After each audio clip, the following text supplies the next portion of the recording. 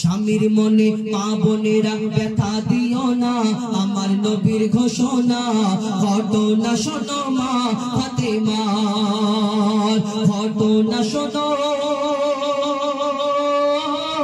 মা ফাতেমার। স্বামীর মনে মা বোনেরা ব্যথা দিও না, আমার নবীর ঘোষণা ঘটনা শোনো মা ফাতেমার, ঘটনা শোনো ফাতেমার। কি ঘটনা কবি ছন্দের মাধ্যমে কি তুলে ধরেছে, অতি মূল্যবান কথা লিখছে শুনুন। যুদ্ধ করতে যাবে আলী, হাতে নিল তলোয়ার, মা ফাতেমা স্বামীর কাছে করলো এমন আবদার, মা ফাতেমা স্বামীর কাছে করলো এমন আবদার। যুদ্ধ থেকে ফেরার পথে আসবে যখন ঘরে, যুদ্ধ থেকে ফেরার পথে আসবে যখন ঘরে, একটি নতুন কাপড় কিনে আনবে আমার তরে, একটি নতুন কাপড় কিনে আনবে আমার তরে। এই কথা শুনে হযরত আলী বড়ই দুঃখ পায়, যদি আমি শহীদ হয়ে যাই কে আনবে বলো কাপড় তোমার, কে আনবে বলো কাপড় তোমার। হযরত আলী মনটা খারাপ এই কারণে, কেন সেই কাপড়টা যখন একটা জামা চেয়েছে নবী নন্দিনী ফাতেমা, মা ফাতেমা আমরা জানি এই নবীর বেটি, আর হযরত আলী চিন্তা করছে আমি বিয়ের পরে তেমন হয়তো কিছু দিতে পারিনি, আর ফাতেমা আমার কাছে এমন একটা সময় জামা চাইলো, আমি তো যুদ্ধে চলে যাচ্ছি, যদি আল্লাহর রাস্তায় শহীদ হয়ে যায় তাহলে ফাতেমার আশাটা কি পূরণ করা হবে না, এই কারণে মনটা তার খারাপ। তিনি যখন চলে গেল তারপরে কি ঘটনা হয় কবি ছন্দের মাধ্যমে লিখছে দেখুন।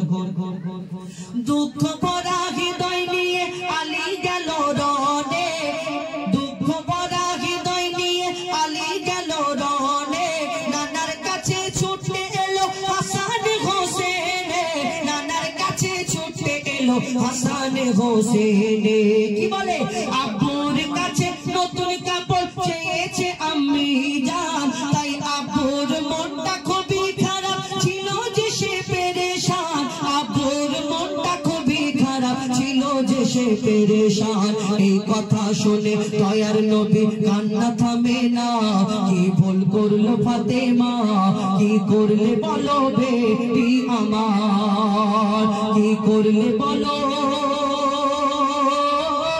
বেটি আমার। স্বামীর মনে মা বোনেরা ব্যথা দিও না, আমার নবীর ঘোষণা ঘটনা শোনো মা ফাতেমার।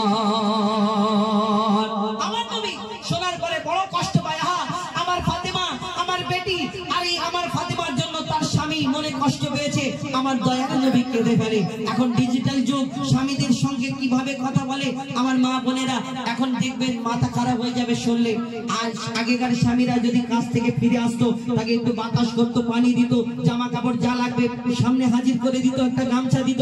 কিন্তু এখন কাজের যদি চাপ থাকে, বেগ থাকে, যদি মা বোনেদের কাছে বলা যায় হাগো মনির মা, কচির মা, আমার ওই গামছাটা কোথায়, তখন জোর গলা আমার চোখ নেই ওইখানে দড়িতে রাখা রয়েছে, দেখা বলো, জোর করে কথা বলো, বলো। যখন ভিতরে গিয়ে আওয়াজ হবে গুড়গুড় করে, তখন মনে করবে আল্লাহ একবার সুযোগ দাও, পা দুটো জড়িয়ে ধরে পড়ে থাকবা, জীবনে কোনোদিন আমার স্বামীকে জোর গলায় কথা বলবো। বলছো বলো, কোনো অসুবিধা নেই। এই স্বামীর মনে কষ্ট দিবে কি এই দুনিয়াতে?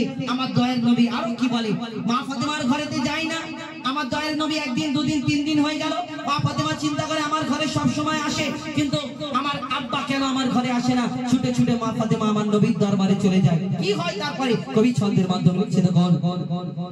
যার মুখ না দেখে ঘুমাতো না দয়ার নবীজি আমার, আর রাতের পরে রাত কেটে যায় মুখ দেখে না ফাতেমার, রাতের পরে রাত কেটে যায় মুখ দেখে না ফাতেমার।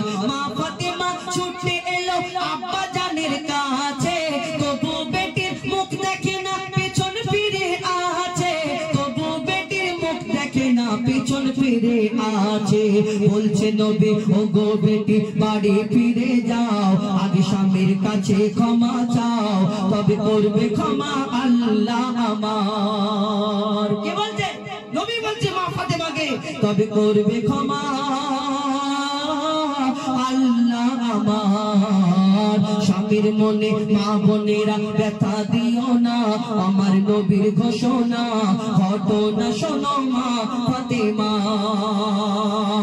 হযরতে আলী ঘরে ফেরার পরে মা ফাতেমা সব ঘটনা বলে, আমার আব্বা আমার প্রতি কষ্ট পেয়েছে, তোমার মনে কষ্ট দিয়েছি। পা দুটো জোড়ে ফাতেমা ঘরে চলে যাওয়ার পরে দরজাতে বন্ধ করে হাউ হাউ করে কাঁদে, হ্যাঁ আমার স্বামী কখন আসবে অপেক্ষা করে।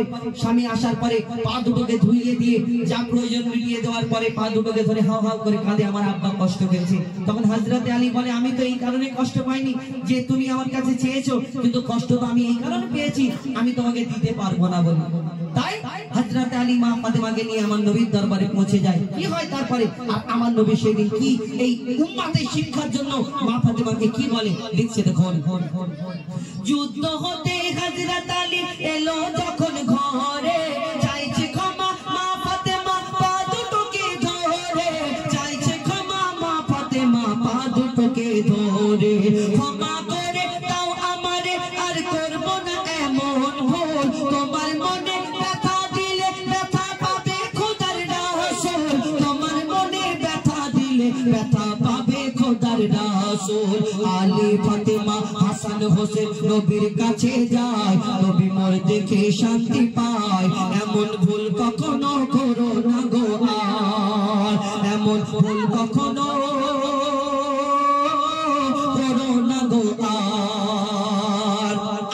আমার নবী শেষ কথায় কবির মনের ফারিয়াদ, আমার নবী মা ফাতেমাকে সেদিন কি বলেছিলেন উম্মতের শিক্ষার জন্য শুনে রাখুন মা বোনেরা, মন কান খুলে শুনে রাখুন। লিখছে দেখুন, বলছে নবী আল আরাবী, শোনো বেটি ফাতেমা, আলী যদি আজ তোমাকে না করি তো ক্ষমা, আলী যদি আজ তোমাকে না করি তো ক্ষমা, আমি তোমার আব্বা তোমাকে ক্ষমা করতাম না, আমি তোমার আব্বা তোমাকে ক্ষমা করতাম না, স্বামীকে যে দুঃখ দেবে আমি তাকে চিনব না, স্বামীকে যে দুঃখ দেবে আমি তাকে চিনব না।